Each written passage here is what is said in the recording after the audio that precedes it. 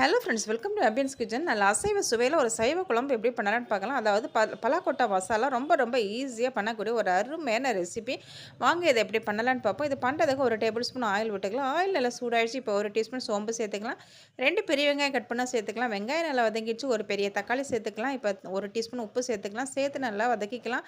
தக்காளி நல்லா வதங்கிடுச்சு. இப்போ பார்த்தீங்கன்னா ஒரு டேபிள் ஸ்பூன் இஞ்சி பூண்டு விழுது சேர்த்துக்கலாம். இப்போ நல்லா வதக்கிக்கலாம். மசாலா சேர்த்துக்கலாம். 1/2 டீஸ்பூன் மஞ்சள் சேர்த்துக்கலாம். அப்புறம் 1/2 டீஸ்பூன் கரம் மசாலா சேர்த்துக்கலாம். 1/2 டீஸ்பூன் ஜீரகத்தூள் சேர்த்துக்கலாம். 1/2 டீஸ்பூன் பெப்பர் சேர்த்துக்கலாம். 1 டேபிள் ஸ்பூன் அளவுக்கு சில்லி பவுடர் சேர்த்துக்கலாம். 2 டேபிள் ஸ்பூன் மல்லித்தூள் சேர்த்துக்கலாம். இப்போ நம்ம க்ளீன் பண்ணி வச்ச பலாக்கொட்டை சேர்த்துக்கலாம். 2 கப் தண்ணி சேர்த்து 10 நிமிஷம் வேக விடும். இப்போ 10 நிமிஷம் வெந்துச்சு. நம்ம ஒரு 1/2 கப்பு தேங்காய் அரைச்சது சேர்த்துக்கலாம். சேர்த்து ஒரு டீஸ்பூன் உப்பு சேர்த்து ஒரு 5 நிமிஷம் இதை வேக விடும் இருக்கட்டும். இப்போ 5 நிமிஷம் ஆகிட்டு ரொம்ப ரொம்ப சூப்பராக நல்ல எம்மியான நம்ம பலாக்கொட்டை மசாலா இப்போ ரெடி ஆகிடுச்சு. இது பார்த்தீங்கன்னா சப்பாத்திக்கு, சாதத்துக்கு சூப்பரான காம்பினேஷன். கண்டிப்பாக ட்ரை பண்ணி பாருங்கள்.